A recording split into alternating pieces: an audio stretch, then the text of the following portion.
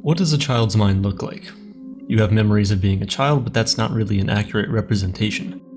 It's an older you reflecting on the past. Your childhood memories are likely different now from the experiences that formed them. If you have a child, you might have noticed some of these real childhood feelings returning to you briefly.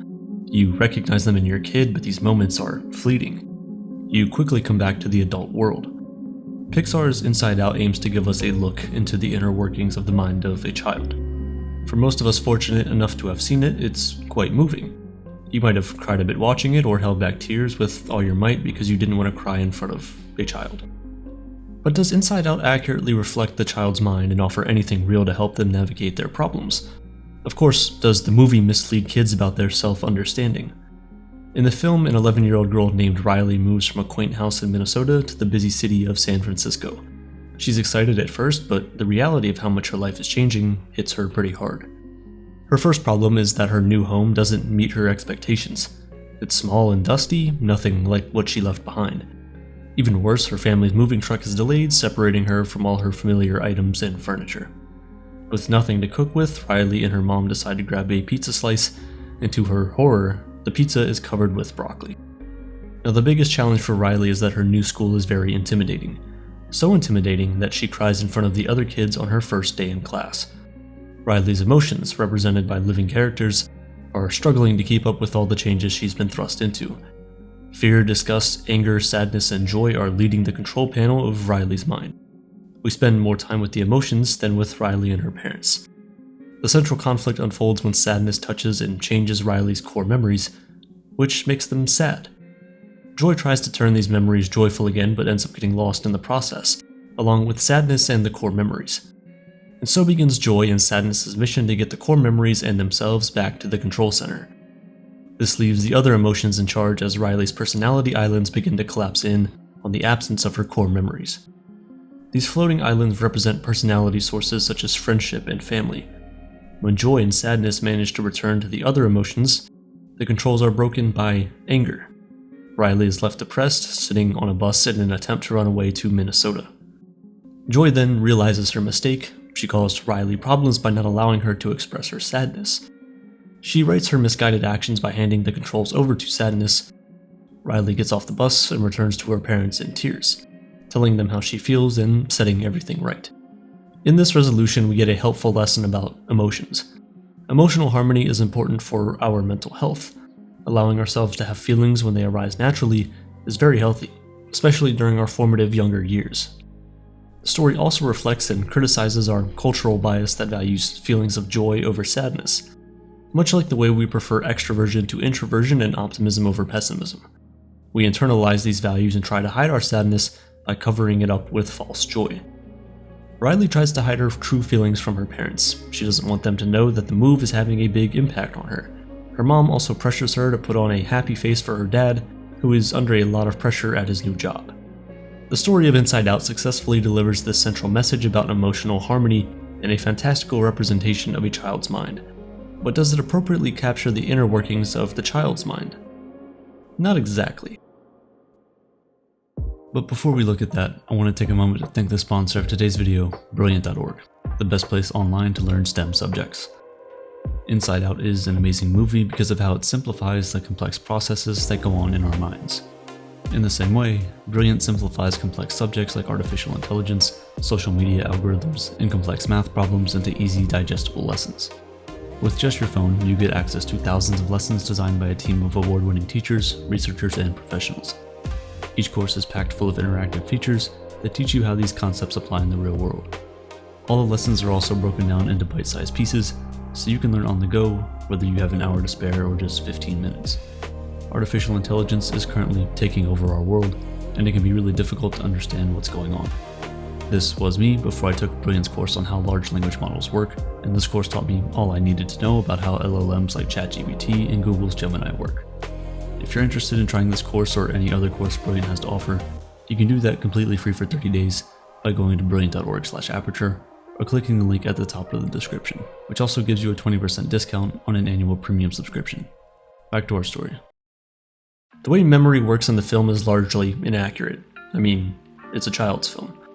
Memory is much more valuable than the movie-like playback it portrays. Our memory in general is a lot messier. Overall, our memories are unreliable accounts of what happened in the past. They're distorted over time. Whenever we try to recall a memory, it gets corrupted further from the original imprint. I do have to point out, though, that the movie accurately reflects memory when sadness can change the emotional character of Riley's core memories. Our feelings towards our most cherished memories change based on how we feel and who we've become as an adult.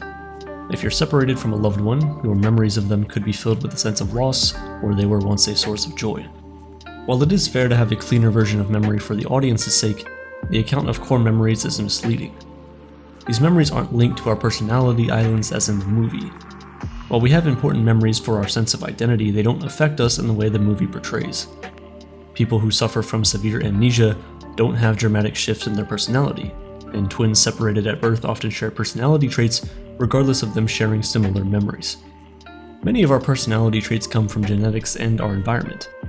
The most significant detail Inside Out gets wrong about a child's mind is that it's missing an important character, a critical character to the function of a human being: central cognition.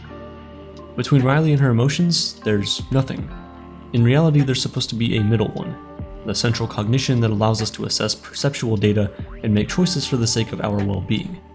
It is a part of her conscious experience that is completely absent in Riley and all the other human characters surrounding her. This account of the real-life mind comes from psychology theories first presented in the late 1950s and is still used in cognitive psychology today. It establishes the mind as having two systems. System 1 is instinctive and unconscious. It's where we make automatic decisions without deliberation and where our emotions are processed. We have no conscious experience of the functioning of System 1, only its output. System 2 is intentional, effortful, and conscious. It's our central cognition. We use it to think when our System 1 processes won't suffice. Whenever you have to make a tough decision, you rely on System 2. There are moments when we want our System 1 processes to take over, like when we need to run to safety or pedal a bike. Deliberating using System 2 in these moments can get you killed or make your task impossible. Central cognition exists in our prefrontal cortex alongside our working memory and executive control centers. In Inside Out, that would align nicely with the command center the emotions occupy. In reality, central cognition and emotions are often competing with each other, but there's no necessary hierarchy that determines who wins. Sometimes emotions drive action, and sometimes cognition takes control. It's like a disorderly scrum. When we're tired after a long day, our emotions often win. We don't even try to use central cognition in these moments. Most of us can relate to this, having snapped at somebody by making demands of you when you're just trying to get to bed.